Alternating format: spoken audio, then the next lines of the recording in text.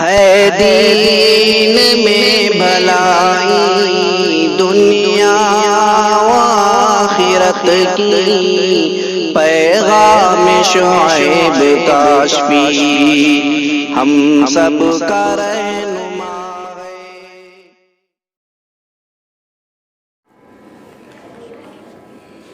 نحمدہ و نصلی علی رسولہ الکریم، اما بعد فاعوذ باللہ من الشیطان الرجیم، بسم اللہ الرحمن الرحیم۔ قل لعبادی الذین آمنوا یقیموا الصلاة وینفقوا مما رزقناہم سرا وعلانیہ من قبل ان یأتی یوم لا بیع فیہ ولا خلال۔ صدق اللہ العظیم۔ محترم سامعین، عام طور پر لوگ رمضان شریف میں زکوٰۃ نکالتے ہیں، لہذا اس مناسبت سے زکوٰۃ کے احکام و مسائل پیش خدمت ہیں، غور سے سماعت فرمائیں۔ میں نے ابھی قرآن حکیم کے سورہ ابراہیم کے آیت کی تلاوت کی ہے۔ اس میں اللہ تعالیٰ نے انفاق فی سبیل اللہ کی، جس میں زکوٰۃ اور صدقات سب آ گیا، اس کی اہمیت کو بیان فرمایا ہے۔ اس کا ترجمہ ہے، اے نبی، میرے جو بندے ایمان لائے ہیں ان سے کہہ دو کہ نماز قائم کریں، اور جو کچھ ہم نے ان کو دیا ہے اس میں سے کھلے اور چھپے خرچ کریں، اس سے پہلے کہ وہ دن آئے جس میں نہ خرید و فروخت ہوگی نہ دوستی چلے گی۔ اس آیت میں کار خیر میں خرچ کرنے کی اہمیت کو بیان کیا گیا ہے۔ اس میں زکوٰۃ بھی آ گئی اور صدقات بھی۔ زکوٰۃ کا حکم بہت سی حدیثوں اور آیتوں میں آیا ہے۔ قرآن حکیم میں ایک جگہ ارشاد ہے، فَأَقِیمُوا الصَّلَاةَ وَآتُوا الزَّکَاةَ وَأَطِیعُوا اللَّهَ وَرَسُولَهُ وَاللَّهُ خَبِیرٌ بِمَا تَعْمَلُونَ، یعنی نماز قائم کرتے رہو، زکوٰۃ دیتے رہو، اور اللہ اس کے رسول کی اطاعت کرتے رہو، تم جو کچھ کرتے ہو اللہ اس سے پوری طرح باخبر ہے۔ ایک حدیث میں ارشاد ہے، اس میں ارکان اسلام کو بیان کیا گیا ہے، ان میں زکوٰۃ بھی ہے۔ ارشاد نبوی ہے، بنی الاسلام علی خمس شہادت اللہ الہ الا اللہ وان محمد الرسول اللہ واقام الصلاۃ وایتاء الزکاۃ والحج وصوم رمضان او کما قال علیہ الصلاۃ والسلام۔ انہی پانچوں، جس کا ترجمہ ہے اسلام کی بنیاد 5 چیزوں پر قائم کی گئی ہے۔ اسلام کی بنیاد 5 چیزوں پر قائم ہے۔ ایک تو اس بات کی شہادت دینا کہ اللہ تعالیٰ کے سوا کوئی عبادت کی لائق نہیں، اور دوسرے اس بات کی شہادت دینا کہ جناب محمد الرسول اللہ صلی اللہ علیہ وسلم اللہ تعالیٰ کے رسول ہیں۔ وإقام الصلاۃ، نماز قائم کرنا۔ نماز قائم کرنے کا مطلب یہ ہے کہ وقت پر پابندی کے ساتھ مسجد میں جا کر کے جماعت سے سنت کے مطابق نماز پڑھی جائے، اور عورتیں وقت پر باقاعدگی کے ساتھ اپنے گھر پر نماز پڑھیں۔ وایتاء الزکاۃ، زکوٰۃ دینا۔ وإقام الصلاۃ وایتاء الزکاۃ والحج وصوم رمضان، اور صاحب استطاعت آدمی اور حج ضروری ہے، وہ بھی ارکان اسلام میں سے ہے۔ وصوم رمضان، رمضان شریف کے روزے رکھنا۔ انہی 5 کھمبوں پر اسلام کے محل کی عمارت قائم ہے۔ جس نے ان 5 پر عمل کر لیا اس نے اپنے دین اسلام کی بنیاد مضبوط کر لی، اور جس نے ان کو چھوڑ دیا اس کے پاس اسلام نام کی کوئی چیز نہیں ہے۔ زکوٰۃ سن 2 ہجری میں فرض ہوئی۔ حضور سرور کائنات صلی اللہ علیہ وسلم جب مکہ معظمہ سے مدینہ منورہ تشریف لے گئے تو وہاں ہجرت کا 2 سال چل رہا تھا، یعنی مدینہ میں آپ کی تشریف آوری کے 2 سال چل رہا تھا۔ اس سال زکوٰۃ کا حکم نازل ہوا۔ زکوٰۃ کے معنی بڑھوتری کے آتے ہیں اور پاکیزگی کے بھی آتے ہیں۔ مستحقین حق ادا کرنے کے بعد مال پاک ہو جاتا ہے، اور دینے والا گناہ سے بھی پاک ہو جاتا ہے، اور زکوٰۃ ادا کرنے سے مال میں ظاہری اور باطنی اعتبار سے برکت بھی پیدا ہوتی ہے۔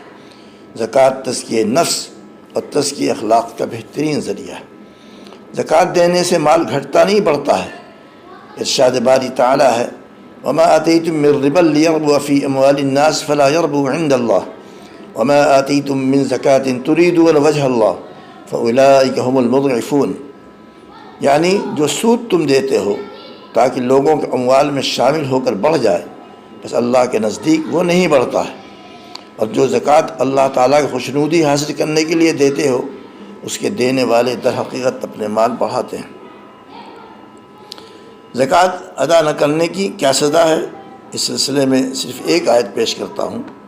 ارشاد ہے وَالَّذِينَ يَكْنِزُونَ الذَّهَبَ وَالْفِضَّةَ وَلَا يُنْفِقُونَهَا فِي سَبِيلِ اللَّهِ فَبَشِّرْهُم بِعَذَابٍ أَلِيمٍ يَوْمَ يُحْمَى عَلَيْهَا فِي نَارِ جَهَنَّمَ وَتُكْوَىٰ بِهَا جِبَاهُهُمْ وَجُنُوبُهُمْ وَظُهُورُهُمْ هَٰذَا مَا كَنَزْتُمْ لِأَنفُسِكُمْ فَذُوقُوا مَا كُنتُمْ تَكْنِزُونَ، یعنی ان لوگوں کو دردناک سزا کی خوشخبری سنا دو جو سونے اور چاندی جمع کر کے رکھتے ہیں اور انہیں خدا کی راہ میں خرچ نہیں کرتے۔ ایک دن آئے گا کہ اسی سونے چاندی پر جہنم کی آگ دہکائی جائے گی، اور پھر اسی سے ان لوگوں کی پیشانیوں اور پہلوؤں اور پیٹھوں کو داغا جائے گا، اور کہا جائے گا یہ ہے وہ خزانہ جو تم نے اپنے لیے جمع کیا تھا، اب اپنی سمیٹی ہوئی دولت کا مزہ چکھو۔ اب میں آخر میں آپ حضرات کو زکوٰۃ کے حساب اور اس کی ادائیگی کا آسان طریقہ بتاتا ہوں، ذہن نشین کر لیں۔ پہلے یہ دیکھیے کہ آپ کے پاس زکوٰۃ کا کتنا مال ہے اور کس کس شکل میں ہے، اس کی فہرست تیار کر لیجیے اور پھر اس کا ٹوٹل کر لیجیے۔ مثلا آپ کے پاس سونا ہے اور چاندی ہے، کسی بھی شکل میں ہو، زیور ہو یا بسکٹ کی شکل میں ہو، اور کسی بھی مقصد کے لیے آپ نے رکھے ہوں، تو ان کی جو مالیت ہے اسے نوٹ کر لیں، لیکن اس مالیت میں سے جو آپ نے اس میں نگینہ وغیرہ ہوتا ہے اس کو وضع کر دینا چاہیے۔ پھر گھر میں یا جیب میں جو رقم آپ کے پاس ہے اس کو نوٹ کر لیجیے کہ آپ کے پاس کتنی رقم ہے، اور اس کے بعد بینک میں لاکر میں جو موجود رقم ہے اس کو جوڑ لیجیے۔ اس کے بعد اگر آپ کے پاس غیر ملکی کرنسی ہے تو اس کی موجودہ مالیت کیا ہے اس کو بھی جوڑ لیجیے، اور اس کے بعد آپ نے بچوں کی شادی کے لیے، بیٹی کی شادی کے لیے، حج کے لیے اور گھر وغیرہ بنانے کے لیے جو رقم جمع کر رکھی ہو وہ بھی جوڑ لیجیے۔ اسی طرح انشورنس پالیسی میں جمع شدہ رقم ہے، اور اسی طرح قرض جو دوسروں سے وصول کرنا ہے، یعنی آپ نے دوسروں کو قرضہ دے رکھا ہے وہ آپ کو آنا ہے، اسے جوڑ لیجیے۔ چٹی فنڈ کی جو رقم جمع کی جا چکی ہے اس کو بھی جوڑ لیجیے۔ اسی طرح اگر کسی چیز کے لیے ایڈوانس رقم دی ہے تو جب تک وہ چیز آپ کو ملی نہیں ہے وہ ایڈوانس رقم آپ ہی کی ہے، لہذا اسے جوڑ لیجیے۔ اور ایسے ہی شیئر بازار میں کچھ پیسے لگائے ہوں تو اس کو بھی جوڑ لیجیے۔ اور مال تجارت یعنی دکان یا گودام یا فیکٹری میں جو اسٹاک قابل فروخت ہے اس کی موجودہ قیمت کیا ہے اس کو بھی جوڑ لیجیے۔ اسی طرح خام مال یعنی کچا مال جو فیکٹری یا دکان یا گودام میں موجود ہے اس کی موجودہ قیمت کیا ہے اس کو بھی لکھ لیجیے۔ اور اس کے بعد اگر آپ نے کوئی زمین، سائٹ یا گھر یا دکان اس نیت سے لیا ہے کہ آئندہ چل کر کے جب نفع آئے گا اس کو بیچ دوں گا، دیکھیے اس کی دو شکلیں ہوتی ہیں۔ ایک تو ایک آدمی نے کوئی زمین خریدی اس لیے کہ میں اس پر گھر بناؤں گا، کمپلیکس بناؤں گا، دکان بناؤں گا اور اس میں بیٹھ کر کے تجارت کروں گا، تو اس پر کوئی زکوٰۃ نہیں ہے۔ ایک وہ زمین اور سائٹ ہے یا گھر یا دکان ہے جس کو آپ نے اس لیے لیا ہے کہ موقع سے مل رہی سستی لے لو اور آئندہ چل کر کے اس کو بیچ دوں گا، تو ایسی زمین کی موجودہ کیا قیمت ہے، یعنی جس دن آپ زکوٰۃ ادا کرنے کی نیت سے سب حساب لگا رہے ہیں اس دن اس کی موجودہ قیمت کیا اس کو جوڑ لیجئے۔ اور جوڑ کر کے آپ نے جو دیکھا تو مثلا فرض کر لیجئے تمام رقومات ملا کر کے 1,00,000 روپے کی ہوئی، یا میں نے تھوڑی رقم رکھی حساب کو آسان لگانے کے لیے، 1,00,000 روپے ہوئی، اس کو ایک طرف رکھیے۔ اس کے بعد یہ دیکھیے کہ آپ کے ذمے کیا کیا مال ہے جو دوسروں کو دینا ہے۔ مثلا آپ نے قرضہ لے رکھا ہے کسی سے تو اس کو لکھ لیجئے کہ کتنا قرضہ لے رکھا ہے، اور اگر آپ نے کوئی چیز خریدی ہے ادھار اس کو لکھ لیجئے، اس لیے جو چیز ادھار خریدی ہے وہ بھی قرض ہی ہے آپ کے ذمے۔ ایسے ہی بیوی کے مہر بھی لکھ لیجئے، بیوی کے مہر بھی قرض ہوتا ہے شوہر کے ذمے، اس کو نوٹ کر لیجئے وہ کتنا ہے۔ اسی کے ساتھ ساتھ چٹی فنڈ کی جو بقیہ قسطیں ہوتی ہیں ادا کرنی ہیں، مثلا کچھ قسطیں ادا کر دی ہیں اور چٹی فنڈ آپ کو مل گیا ہے، اب مل جانے کے بعد کچھ تو قسطیں آپ نے پہلے ادا کر دی ہوں گی، کچھ قسطیں آپ کی باقی ہوں گی، ان قسطوں کو نوٹ کر لیجئے۔ آپ نے ابھی ملازمین کو تنخواہیں نہیں دی ہیں، حالانکہ اب تک دینا چاہیے تھا، تو ان تنخواہوں کو نوٹ کر لیجئے، وہ بھی آپ کے ذمہ قرض ہے۔ ایسے ہی دکان ہے، مکان ہے، ٹیکس ہے، تو دکان مکان کا کرایہ یا ٹیکس وغیرہ ہو اور واجب الادا ہے کہ اس کو ابھی آپ نے ادا نہیں کیا، ادا کرنا، اس کو نوٹ کر لیجئے، اس لیے کہ وہ بھی آپ کے ذمہ قرضہ ہی ہے۔ اور اگر آپ نے گزشتہ سال زکوٰۃ نہیں دی تھی، وہ بھی نوٹ کر لیجئے، وہ بھی آپ کے ذمہ قرض ہے۔ سب کو نوٹ کر لیجئے تو دیکھیے کہ مجموعی مالیت کیا ہے۔ مثلا پوری رقم جو آپ نے نوٹ کیا ہے، جو آپ کو ذمہ ہے، جس کو ادا کرنا اور خرچ کرنا، وہ مثلا 50,000 روپے ہے۔ اس 50,000 روپے کو وہ جو پہلے 1,00,000 روپے جمع کیے تھے اس میں سے کم کر دیجئے۔ کیوں؟ اس لیے یہ سب آپ کے ذمہ قرض ہے۔ جب آپ نے 50,000 کو اس میں سے کم کر دیا، اب بچے 50,000 روپے، اس 50,000 روپے میں سے آپ کو زکوٰۃ نکالنی ہے 2.5% کے حساب سے۔ 100 روپے میں 2.5 روپیہ، 1,00,000 میں 2,500، 1 کروڑ میں 2.5 لاکھ، اس حساب سے آپ زکوٰۃ نکالیں گے اور مستحقین کو وہ زکوٰۃ اپنی طرف سے اللہ کے نام پر اخلاص کے ساتھ ادا کر دیں گے۔ تو یہ زکوٰۃ کا آسان طریقہ ہے، اور اللہ تعالیٰ زکوٰۃ ادا کرنے کی توفیق عنایت فرمائے، اسی کے ساتھ ساتھ تمام احکام شرعیہ عمل کرنے کی توفیق عنایت فرمائے۔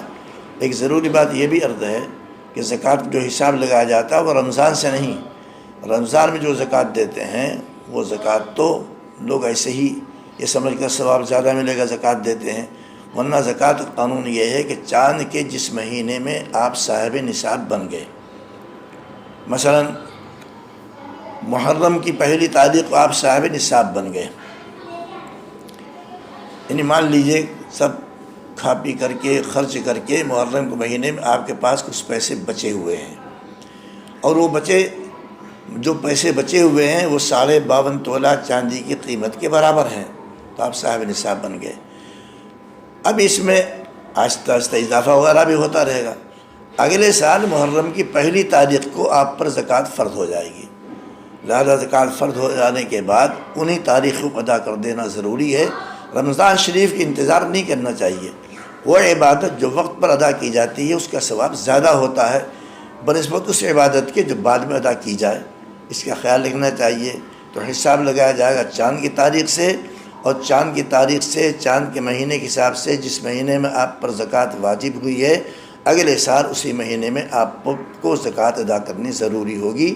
اللہ تعالیٰ آسانی پیدا فرمائے اور توفیق عنایت فرمائے۔ وآخر دعوانا ان الحمد للہ رب العالمین۔